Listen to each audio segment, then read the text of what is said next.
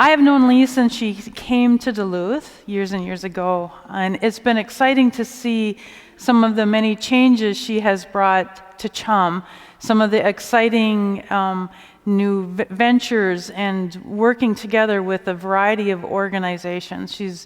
She's really helped CHUM to broaden its scope and how it does its work to help people in our community and how many people it helps in our community. And so at this time of Lent, when we are thinking about what to let go of and what to embrace and hold on to, I hope we really listen to Lee's message and get out of that what we can do to make a difference in our community. Thank you, Lee. Thanks, Pastor Karen, and good morning, and thank you for having me here. And I have to say a special thank you to Standing in the Need of Prayer. The only other time I've ever heard that is in my parish in the South Bronx with a hard gospel rock to it, and to know that it also has a sublime, ethereal view is just magnificent for me. So thanks very much to the Bell Choir for that. And I've been at CHUM 5 years. I've been at Duluth 7 years. And so for all that time, I've really had a special appreciation for Pilgrim Congregational Church, because you are truly striving to be part of God's people and to be leaders in God's people. Your care for others, your worship, your music ministry, how your environmental stands. And I recognize that about you, and I'm really glad that CHUM is one of your partners in that, and that I'm happy that we can be a relatively easy way for you to put into action your faith and your beliefs when it's sometimes hard to know exactly how to do that. So that's part of the great beauty of having CHUM, is that there are 43 different congregations who have established it many, many years ago, 45 years ago, but have stayed really true to it, and new members join every couple of months to say, here's a place where we can put faith in action. So today I'm going to just sort of reflect a little bit with you about our shelter work we do there and how I think about it. So years and years ago, maybe half a lifetime ago, when I turned away from a childish understanding of what I believed about God and what I believed about religion and felt about it, away from thinking like that's the way it was and that I had to somehow find that rock and stick to it, that really what it means to learn to be a Christian is to learn to live in the tension between something like the absolutism of Leviticus that says, shelter that alien, shelter that stranger, and shelter your brother and sister, and how actually practically we get it done. So I decided to make my life work kind of learning how to resolve that tension in any area of my life. And I know that if I didn't have that call to the world as it should be, or the world that we're trying to build, that it would be very easy to give up, because it does seem insurmountable sometimes. So one of the great gifts of faith is we can see the world as it is, but we also can see the world as we would like it to be, and we're called to do that. And it never gets particularly easy, but it does get easier at least to have that as a fallback position, like, oh yeah, there's supposed to be a tension here, it's supposed to be a challenge, it's supposed to be something, it's my job to move the world closer to God's vision of the world.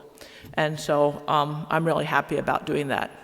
So I really do have 4 tensions about shelter, both as a theological virtue and as a principle of justice.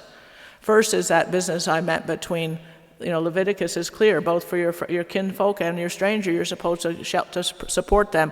Some translations use the word shelter more than those translations did. Provide them shelter, take them into your home with you, whether you know them or not, whether they're kin to you or whether they're not. Do that. No two bits about it.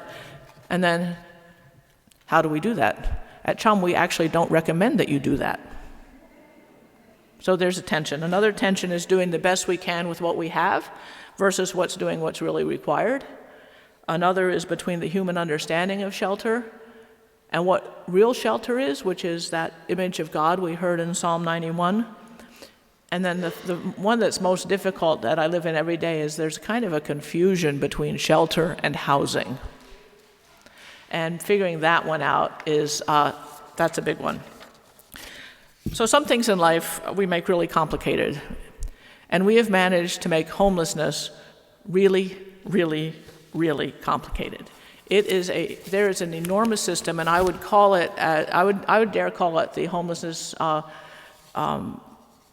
industrial complex that is designed to manage and control and count and, in theory, address homelessness. But let me ask you a question. How many pages do you think a person who is homeless has to go through to get housing in Duluth? Just to apply, to get beginning, step one. Not quite, 18, which is bad enough. And afterwards, I'll go through what those 18 pages are. But I just want to know, so if you all were homeless today, how many of you have all of your children's birth certificates in your pocket? Anybody? Are you carrying your Social Security card? How about your pay stubs? Proof that you have had a lease in your name, if you've had that? Proof of disability? That you have custody of your children? These are all, that's just a partial list of the documents that we require people to make. This is not, I mean, I'd wave these away in a minute, except that it comes with so many resources. So part of my tension, too, is selling out to Caesar when I know that there's a God's way to do something. But that's just a partial list of what we expect people who are homeless to produce for us in very short time.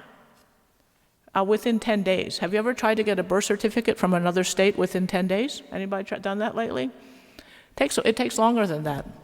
Get certification from Social Security. So these are what I'm talking about, the huge barriers that have been created to help people or to make it more difficult for people for shelter. But other things are really simple, like Leviticus over there.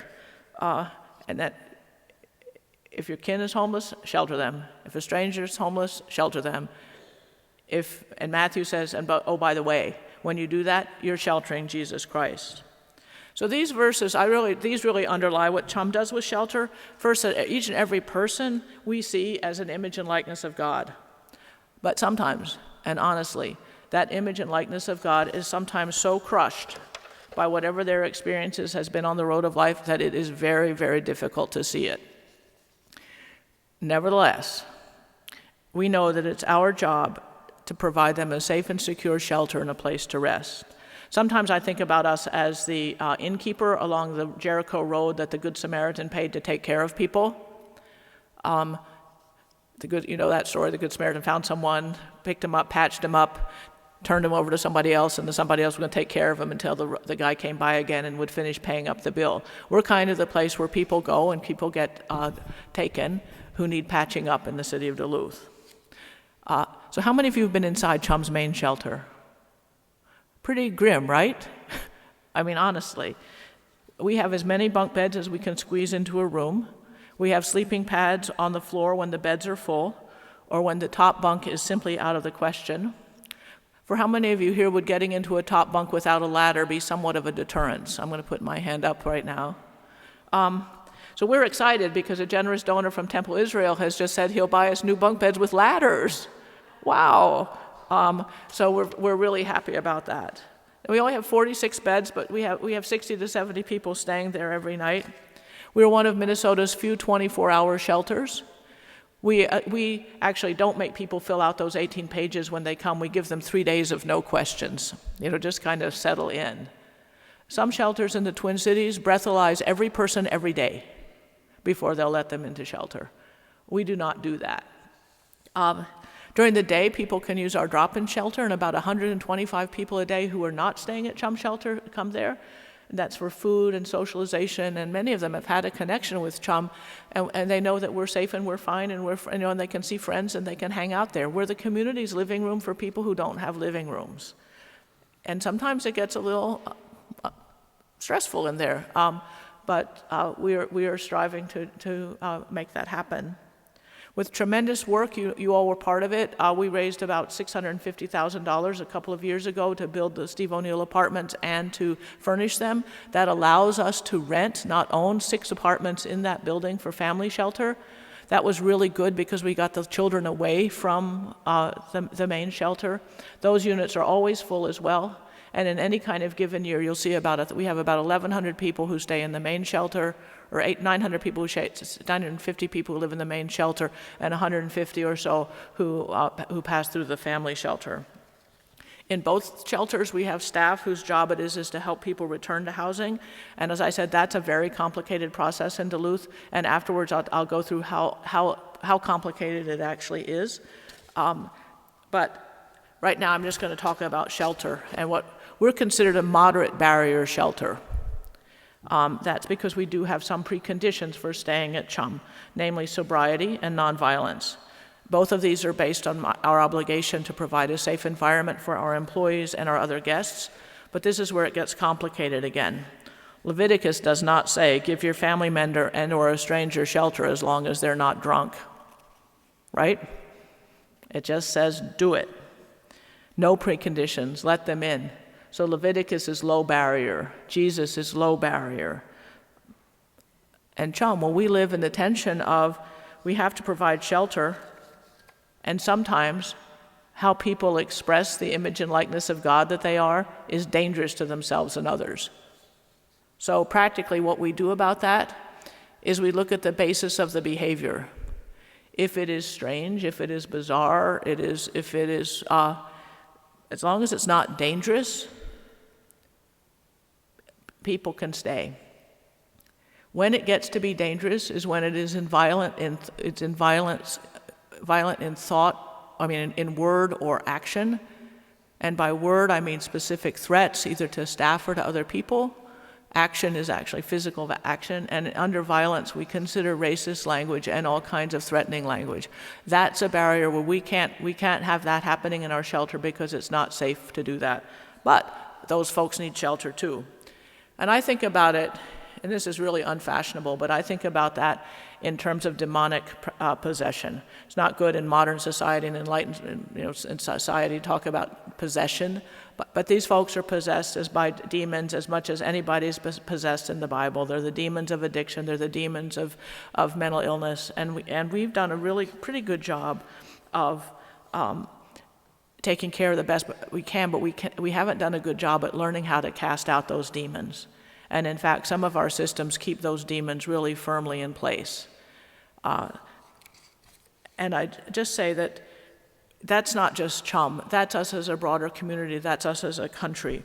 We haven't come up with a plan yet for casting out those demons.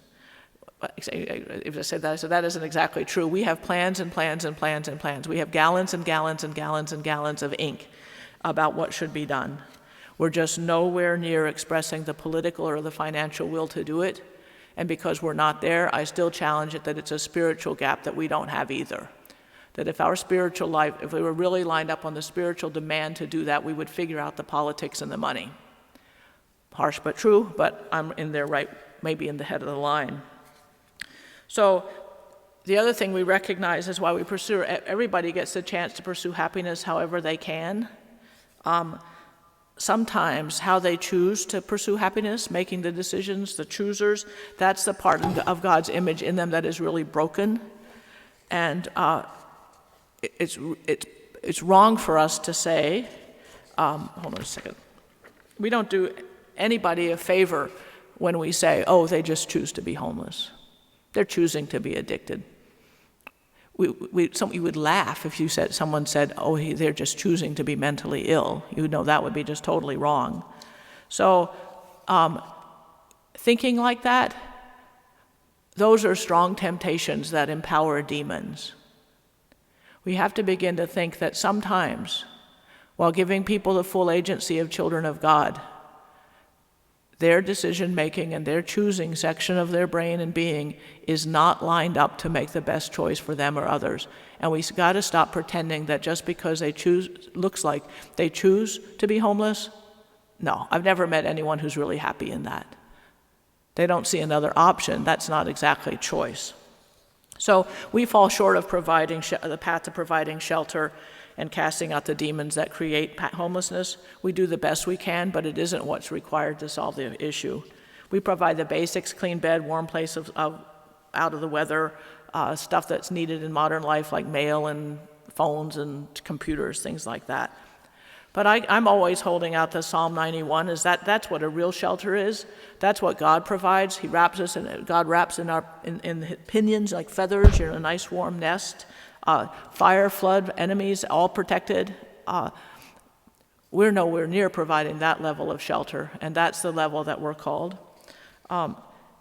It's easy to look at people at CHUM and say that they've been abandoned by God. Really easy. 60% of them answer a question on that awful 18-page thing that says that they have a mental illness. Another third say that they have some kind of substance abuse. And because we know the tendency of even I, not checking all the truths about me that are maybe not less than flattering, we suspect that those numbers are actually low relative to what we see.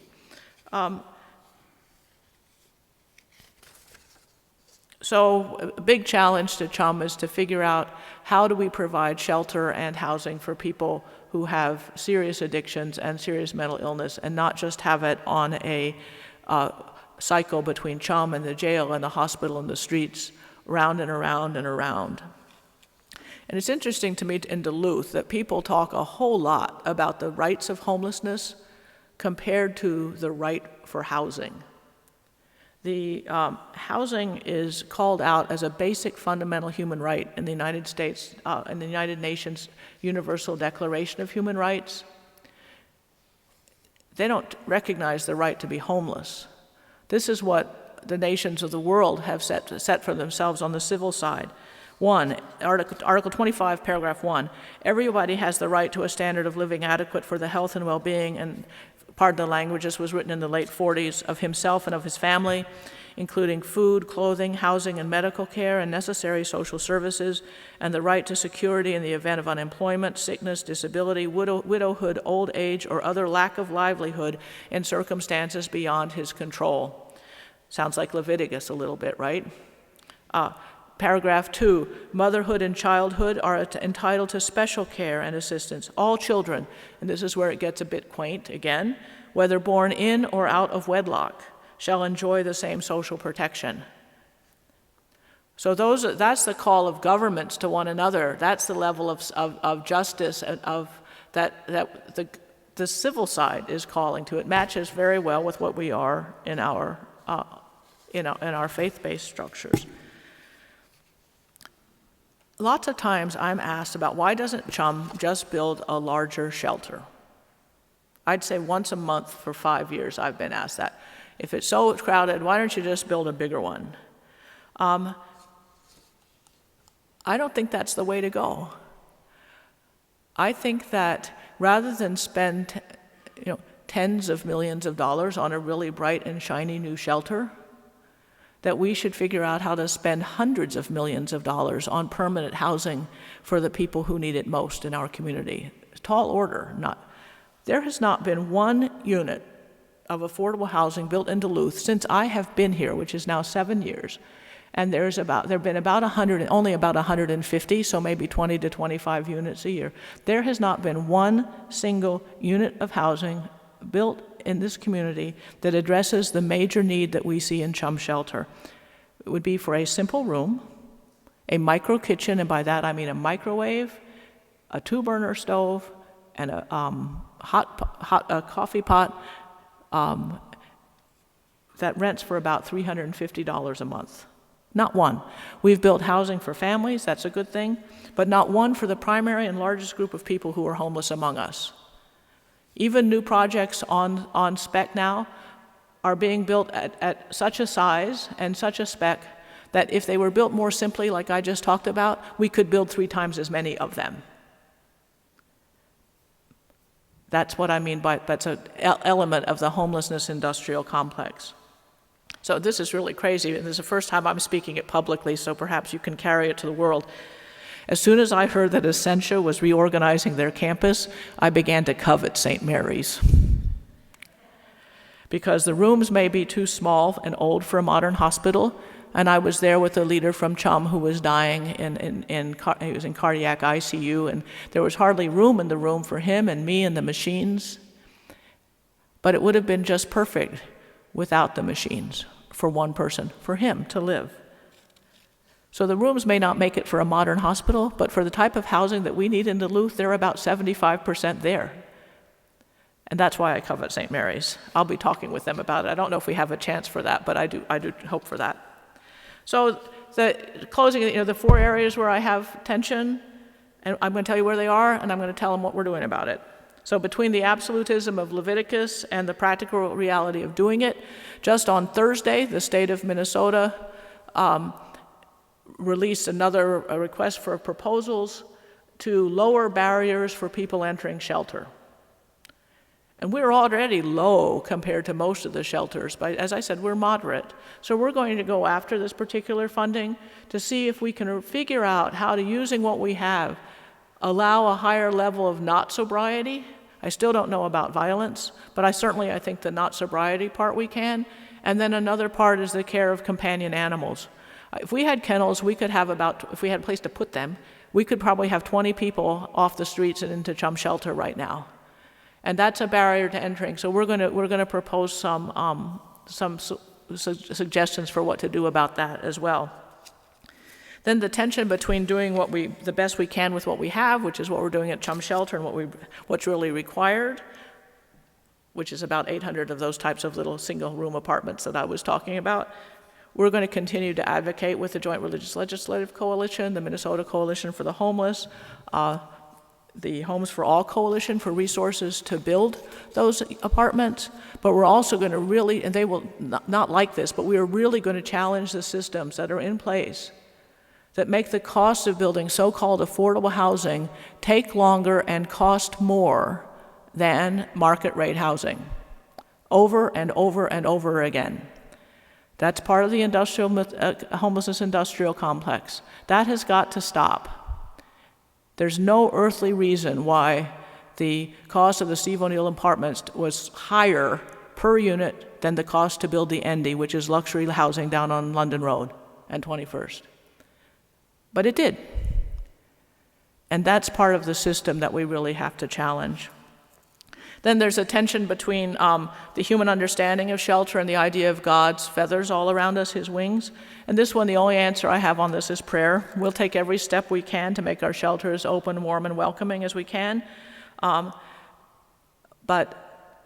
we've got such a long way to go. And then there's the tension between shelter and housing. We'll do both. But unless there is a concerted call from you, from Pilgrim, from the other congregations that are part of CHUM, to build a different and bigger shelter, that's not going to happen.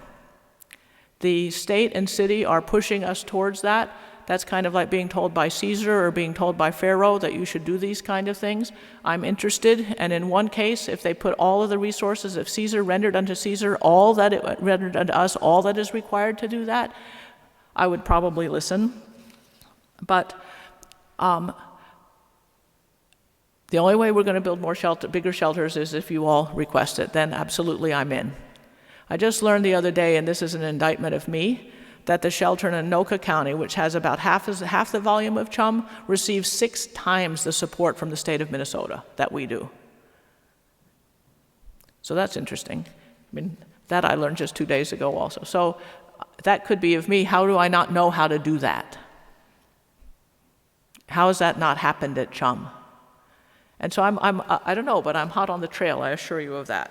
So that's a little bit on, those are the tensions, that's how we're going to resolve them, where we're looking forwards to, and I'll be around afterwards, so you can ask all those other questions, and I can tell you at greater detail, excruciating detail, about how this all works. So thanks very much.